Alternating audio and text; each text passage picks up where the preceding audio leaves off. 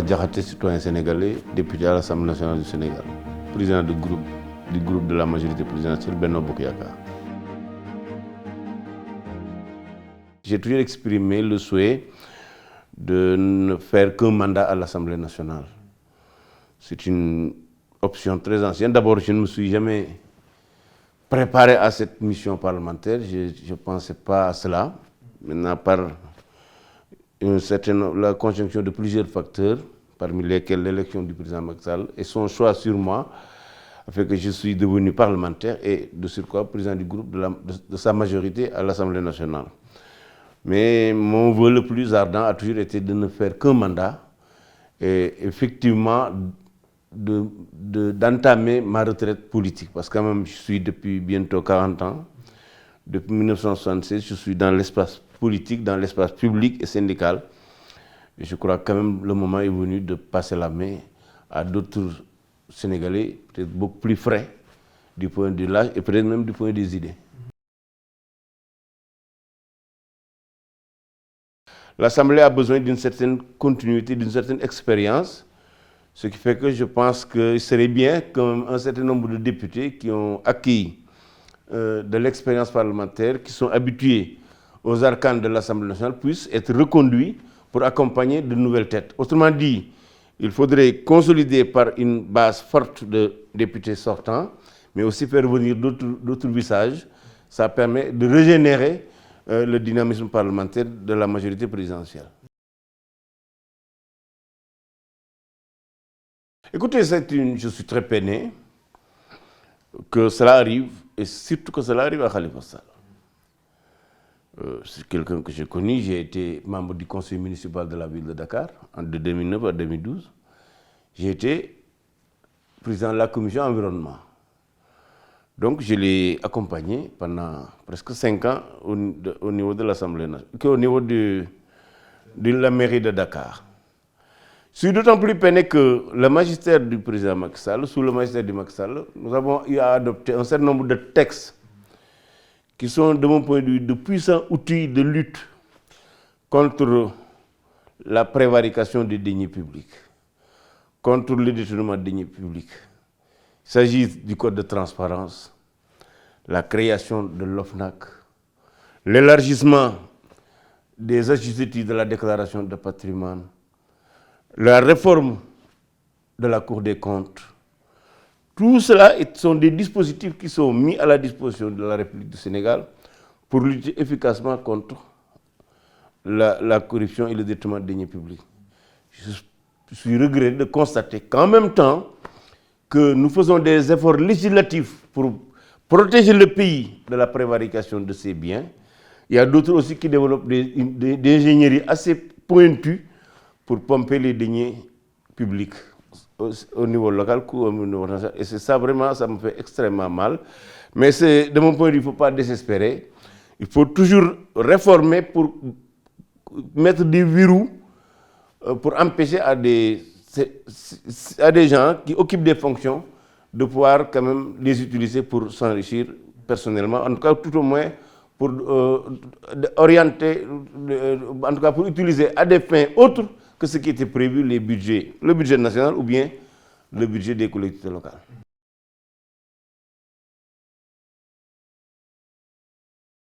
Écoutez, vous savez que moi j'ai écouté bien Khalifa, il y a eu plusieurs axes, plusieurs séquences dans sa communication.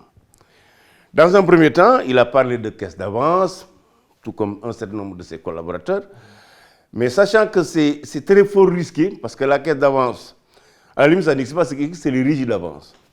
C'est réglementé par un décret du gouvernement de la République du Sénégal et qui encadre le mécanisme de fonctionnement, d'alimentation et de fonctionnement de la caisse d'avance. Donc, sachant que cet axe de défense est fragile, Khalifa a évolué vers ce qu'on appelle les fonds politiques. Mais c'est encore pire parce que les fonds politiques, ça n'existe pas au Sénégal, aussi bien pour l'État central que pour les collectivités locales. Ce qui existe, c'est ce qu'on appelle les fonds spéciaux, qui sont au niveau de certaines institutions et de un certain nombre de ministères, mais ces fonds spéciaux n'existent pas pour les collectivités locales.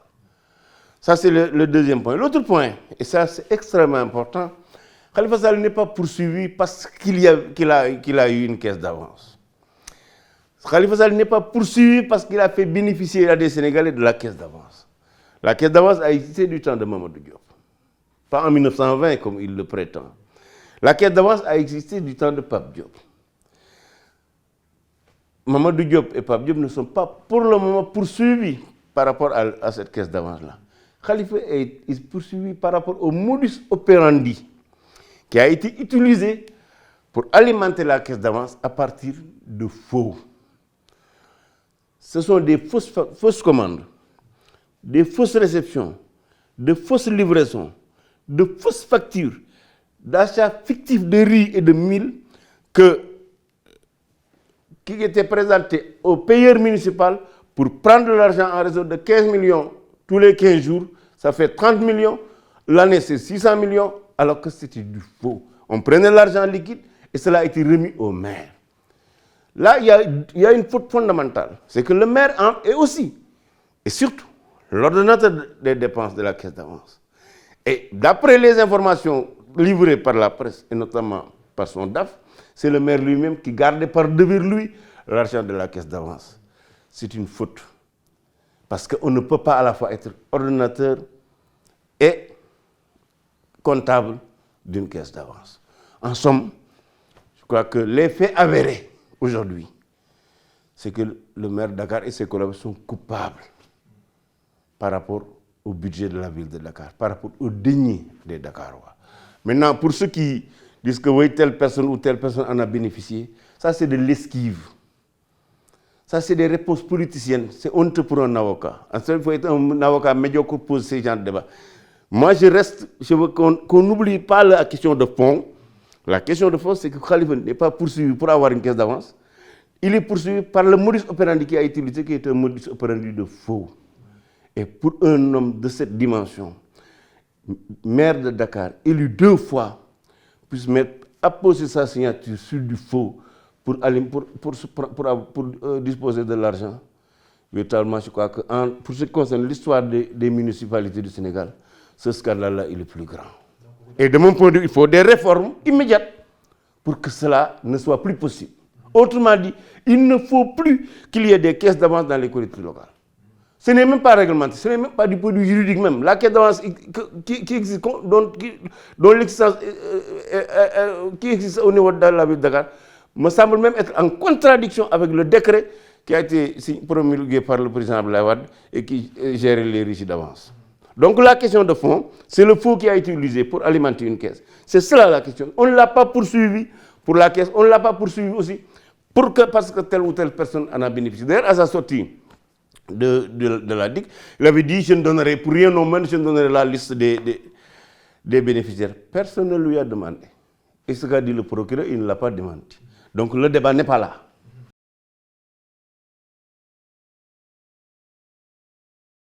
Déjà c'est réglé, mais je crois qu'il faut renforcer. Il faut renforcer parce que même dans la nomenclature de la ville de Dakar, et peut-être même des autres villes du Sénégal, il y a des anomalies. Moi, je ne peux pas comprendre qu'on puisse autoriser la ville de Dakar à utiliser 2 millions de francs CFA par jour pour du carburant. Pour une ville qui ne dépasserait difficilement 80 000 m². C'est une petite ville. 80 000, c'est une petite superficie. On utilise 2 millions de francs CFA pour du carburant. Ça me pose problème. Il y a d'autres choses, d'autres rubriques qui, de mon point de vue, doivent être revues.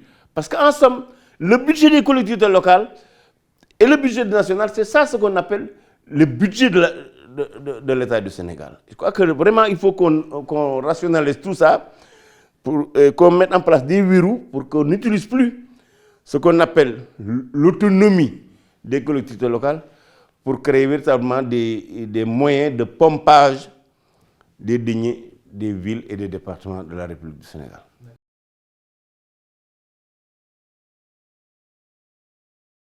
Écoutez, vous savez que ça c'est la mauvaise foi. Vous savez, au Sénégal, la mauvaise foi commence à devenir une vertu.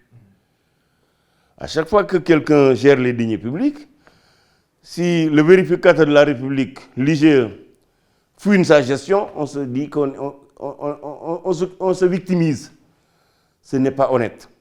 Et je crois quand même que la presse sénégalaise a un rôle à jouer à ce niveau-là. C'est trop facile de se déclarer victime alors qu'on doit rendre compte des deniers qu'on a gérés pour la République du Sénégal. Donc, bon, pour Bambadji, je n'en sais rien. Évidemment, il y a un certain nombre de grandes villes qui ont été inspectées par l'IGE. Et dans certaines de ces villes, la gestion a été n'a pas été bien appréciée par l'IGE, en tout cas sur certains points. Et des recommandations ont été faites à M. le Président de la République, qui les a toutes acceptées. À savoir, soit traduire certains fautifs au niveau du tribunal de Dakar et d'autres au niveau de la Cour des comptes. Et parmi ces gens-là, il y a des militants de l'Alliance pour la République, il y a des militants de l'AFP. Donc ici, il n'y a aucune sélectivité. Parce que dans l'étude de ces communes, il n'y avait pas de sélectivité. Un certain nombre de grandes villes qui ont été auditées et on avait trouvé des anomalies poursuivies de recommandations de réforme, mais aussi de recommandations de poursuites pénales ou de poursuites au niveau de la Cour des comptes, donc de poursuites financières.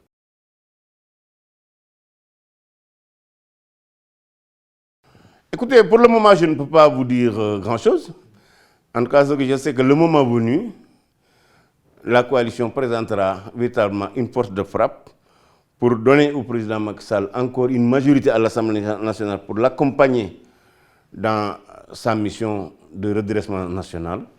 Nous avons, nous, en tant que 12e législative, joué notre partition avec des succès et peut-être des échecs.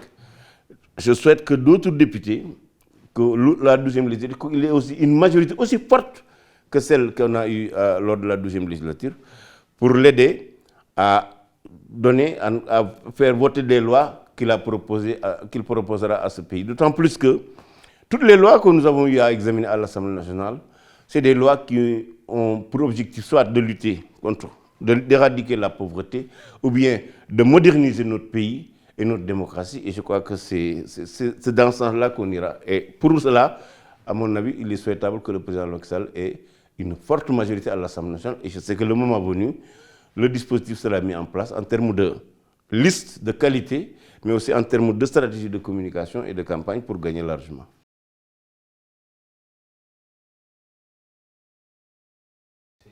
Écoutez, moi je ne peux pas m'autoriser à faire le bilan de la 12e législature, notamment de l'Assemblée nationale. Par contre, ce que je peux faire, c'est d'apprécier la contribution du groupe dont j'étais le président au niveau de l'Assemblée nationale et au niveau de la marche du pays d'une manière générale. Ce que je sais, c'est que quand nous faisions campagne, notre mot d'ordre, c'était donner au président Macky Sall une majorité parlementaire pour gouverner le pays. Les Sénégalais lui ont donné cette majorité. Et cette majorité l'a effectivement accompagné pour donner corps à l'ensemble de ses engagements et à l'ensemble des attentes que les Sénégalais avaient placées en lui. Donc, pour ce qui concerne du volet législatif, nous nous sommes bien comportés. Pour ce qui concerne aussi le contrôle de l'action du gouvernement, je crois que aucune autre législative n'a fait mieux que la nôtre en termes de contrôle. On a organisé énormément de missions à l'intérieur du pays pour regarder de visu ce que le gouvernement a réalisé par rapport aux allocations budgétaires que nous avons accordées au gouvernement du Sénégal. Pour ce qui concerne la grande innovation, à savoir les questions d'actualité au gouvernement, qui sont aussi des instruments de contrôle de l'action du gouvernement, nous avons innové en permettant au gouvernement de se présenter chaque mois au minimum une fois devant les députés pour nous édifier sur un certain nombre de questions majeures qui touchent la vie nationale. Donc à ce niveau, nous avons fait beaucoup d'efforts. Évidemment, en même temps aussi en tant que député, dans le cadre de la majorité, et surtout avec le président de la Commission économique générale, nous avons visité un certain nombre de parlements africains et de parlements en Europe, notamment en France, pour nous inspirer des pratiques parlementaires qui sont en vigueur dans ces pays-là.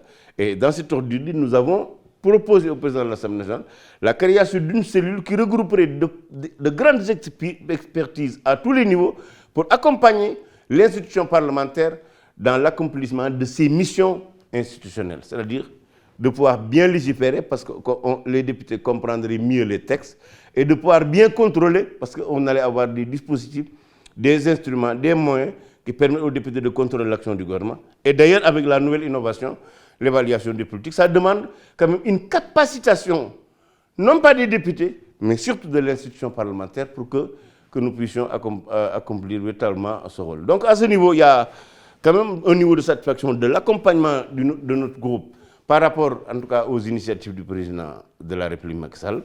Évidemment, il y a des points sur lesquels moi j'aurais bien souhaité que le pays connaisse des avancées et que ça n'a pas été le cas.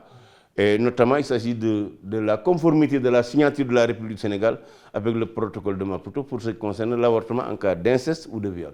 Et là, véritablement, je suis au regret de constater que nous risquons de ne pas, en tout cas, adopter cette disposition qui est prévue par l'accord de Maputo.